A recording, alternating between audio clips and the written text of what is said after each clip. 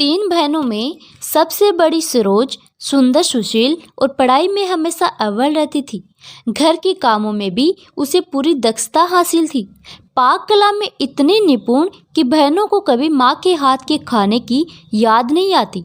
ऐसी होनहार बेटी के पिता को अब दिन रात उसकी शादी की फिक्र सता रही थी, क्योंकि उसकी कॉलेज की पढ़ाई भी खत्म हो गई थी। सरोज तो नौकरी कर अपने पिता के बुढ़ापे का सहारा बनना चाहती थी।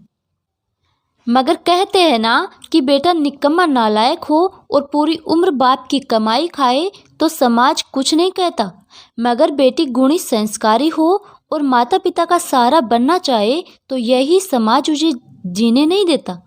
बेटी की कमाई खाते हैं ऐसा ताना देकर जीना हराम कर देते हैं। पढ़ाई पूरी कर सरोज कुछ दिन जो घर पर बैठी कि तानों की बौछार शुरू हो गई। क्या बेटी को जिंदगी भर बैठा कर रखोगे?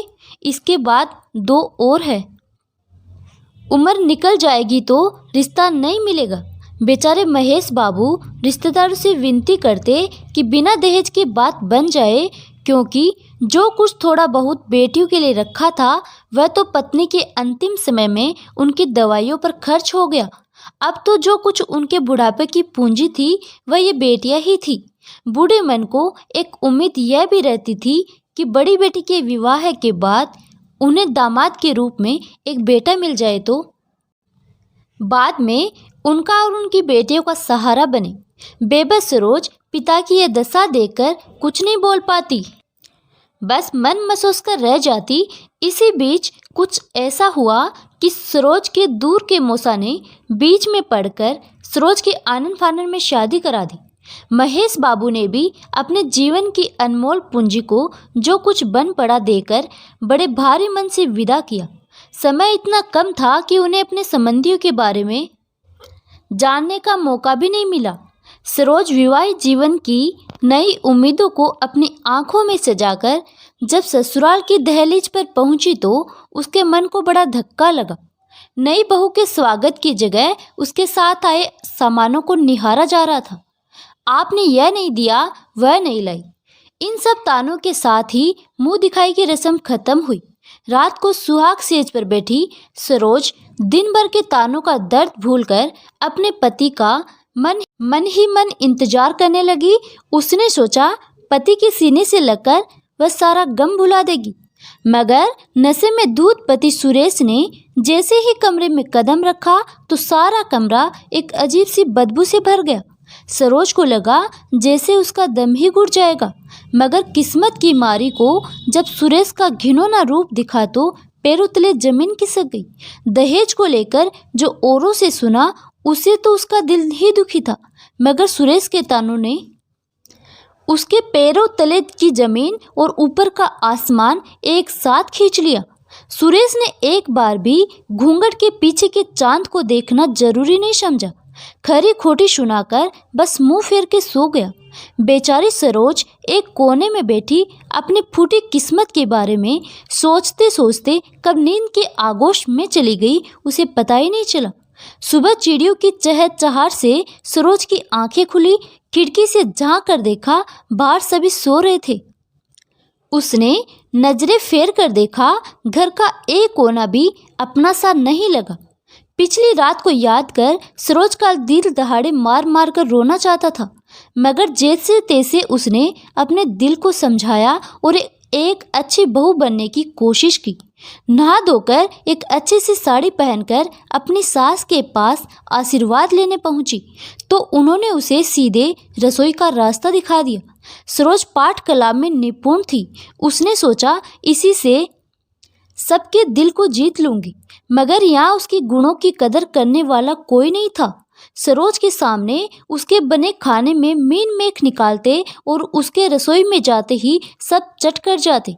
सरोज भरकस प्रयास करती सबको खुश करने की, मगर उसकी हर कोशिश नाकाम होती दिखती, क्योंकि उन दहेज के लोभियों को तो बस पैसों की भाषा ही समझ आती थी। शादी के कई दिन बीत जाने पर भी पति सुरेश ने उसे नजर उठाकर नहीं देखा था। वह दिन भर अपने माँ बाप के साथ रहता और शाम होते ही नशे में डूब जाता। सरोज बहुत कोशिश करती सुरेश से बात करने की, मगर हर बार निराशा ही हाथ लगती। एक बार फिर मौका देकर उसने बात करनी चाहिए तो सुरेश ने कहा। उसे सुनकर उसके होश उड़ गए।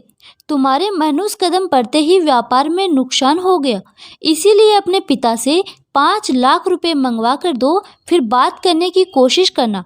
अब तो पति के साथ सास ससुर की फरमाइशें भी शुरू हो गई। आज सरोज की शादी को 1.5 महीना हो गया। उसका सब्र का बांध टूट चुका था। उसे पता था कि दिल के मरीज उसके पिता के पास उसे देने के लिए कुछ भी नहीं है। वह अपने पिता का सहारा बनना चाहती थी, ना कि अपनी बहनों का सहारा उनसे छीनती। उसका मानना था कि अत्याचार करना पाप है तो अत्याचार सहना भी पाप है। अब तक वह हर मुमकिन कोशिश कर चुकी थी, मगर इस 1 महीने में उसे एक पल का भी सुकून ससुराल में नहीं मिला।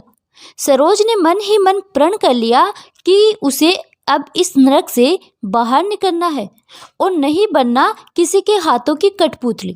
अपने पिता और बहनों का सहारा बनना है, लेकिन यह इतना आसान नहीं है, क्योंकि वह जानती थी कि अगर उसके पिता को उसकी इस हालत का पता चलता है तो वह जीते जी मर जाएंगे। सरोज ने खुद ही कुछ करने की ठानी। सुबह सुबह शिवानी आंगन बुहा रही थी कि उसकी नज़र सुबह की सैर करती गरिमा जी पर पड़ी। गरिमा जी को देखते ही उसे आशा की एक किरण दिखाई दी। पूरे दिन सरोज कुछ सोचती रही और रात को मौका देकर अपनी सारी आप बीती एक पत्र में लिखकर सुबह होने का इंतजार करने लगी। सुबह होते ही सरोज पत्र मुट्ठी में दबाए गरिमा जी की राह देखने लगी। गरिमा जी को दिखाई देते ही जल्दी से बाहर निकलकर पत्र उनके हाथों में थमा दिया और आंखों से बिना कुछ कहे ही बहुत कुछ समझा भी दिया। गरिमा जी एक नज़र में ही अपनी कॉलेज की होनहार छात्र के हालात को पहचान लिया। गरिमा जी बहुत ही ममतामयी थी। ज़्यादा देर ना करते हुए उन्होंने सरोज के ससुराल वालों के खिलाफ पुलिस में रिपोर्ट लिखवाई और पुलिस की मदद लेकर सरोज को दहेज लोभियों के चंगुल से आज़ाद करा दिया। सरोज के सास ससुर और पिता को पुलिस पकड़कर ले जाने लगी तो सरोज ने कहा, मैंने आप लोगों को अपना बनाने की बहुत कोशिश की, लेकिन आप लोग मेरे प्यार के काबिल नहीं थे। आप लोगों ने हर बात में मेरे पिता की औकात दिखाई, लेकिन यह भूल गए कि मेरे पिता ने आपको कुछ दिया ही है, बल्कि आपसे कुछ लिया नहीं है, और देने वालों की औकात हमेशा ऊपर रहती है। गरिमा जी ने कहा, सरोज हीरा है और आपने उस हीरे की कदर नहीं की। अगर आप दहेज के पीछे ना भागकर सरोज के गुणों को देखते तो शायद आपको दहेज से ज़्यादा उसकी कीमत मिल जाती। अब आप लोग सलाखों के पीछे अपने उस पापों का प्रायश्चित करना। सरोज की आंखों से आंसू बह रहे थे और वह गरिमा जी के गले लग गई। गरिमा जी ने मौके की नजाकत को समझते हुए वह सरोज के साथ उसके पिता के घर जाकर सबको सारी सच्चाई से अवगत कराया और सरोज को पढ़ाकर आगे नौकरी करने में भी उसकी बहुत मदद की। आज सरोज अपने पैरों पर खड़ी हो गई थी और उस जहन्नुम भरी जिंदगी से उसे छुटकारा मिल गया था। महेश बाबू को आज अपनी बेटी पर बहुत नाज हो रहा था। आज समाज में हर बहन बेटियों को स्वयं अपनी हिफाजत करनी होगी, तभी वह अपने परिवार तथा समाज की हिफाजत कर सकेगी। हर लड़की को यह हक है कि वह अपना शोषण न होने दे और अपने खिलाफ हो रहे हर अन्याय का पूरी हिम्मत और आत्मविश्वास के साथ मुकाबला करे, जैसे सरोज ने किया। दोस्तों, सरोज के कॉलेज के टीचर ने सरोज को दहेज के लोभियों से बचाकर सही किया या गलत, कमेंट बॉक्स में ज़रूर बताइए। इस कहानी को लिखने का मकसद किसी की भावनाओं को ठेस पहुंचाना नहीं है। यह मनोरंजन के लिए लिखी गई एक काल्पनिक कहानी है। कहानी पसंद आए तो एक लाइक ज़रूर करें। धन्यवाद।